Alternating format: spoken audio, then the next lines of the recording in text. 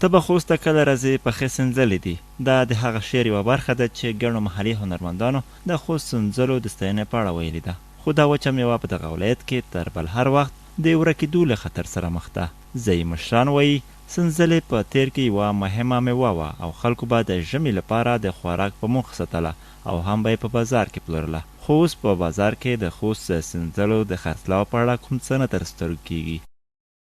مخکې سنځلې ډېرې وې، لکه ولمبو میوه بینیوه، بیا به لرګي مو څیرل، ژمي ته کیښول بم او بخارۍ بم په ګرمولې.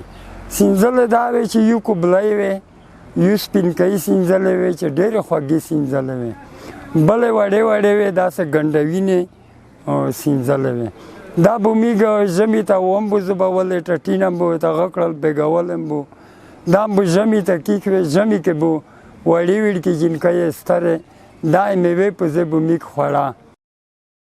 د ځایي خلکو په خبره د سنځلو د کمښت دلیل دا دی چې اکثرو بڼوالو خپله توجه په اوس وخت کې نورو بېلابېلو تازه او وچو میوو باغونو ته ورکړې ده. په خبره یې د سنځلو حاصلات نسبت نورو ته په ستونزو سره راټولیږي. دا چې په خوست کې دوه ډوله سنځلې دي، یو ته یې کوبلۍ سنځله وایي، بل ته یې ممیزه سنځله وایي. او دغه ممیزه سنځله چې ورته وایي دا ځکه چې خوږلات یې ډېر زیات دی. مخکې به ډېرې سنځلې کارول کېدې دواړه ډوله، خو دا چې په اقتصاد په برخه کې ځکه هم خلک نه کاروي چې اوس ټولو خلکو د اقتصاد د زراعت نورو برخې ته توجه کړې ده. په زراعت کې دومره موثر ویس نه تمامېږي. دا چې اوسني خلک یې هم ساتي، اوس هم په ژمي کې ترنه ګټه اخلي. په ورته وخت کې بیا غوښتنه دا دي چې د یادې میوې د نسل ختمېدو په برخه کې باید ګامونه پورته شي. نو موږ د خلکو نه دا غوښتنه ده چې باید د سنځلې ته پاملرنه وکړو او نورو باغونو ته ډېره پاملرنه شوې ده، ځکه چې سنځلې صحت ته ډېره ګټه لري او خوند لري.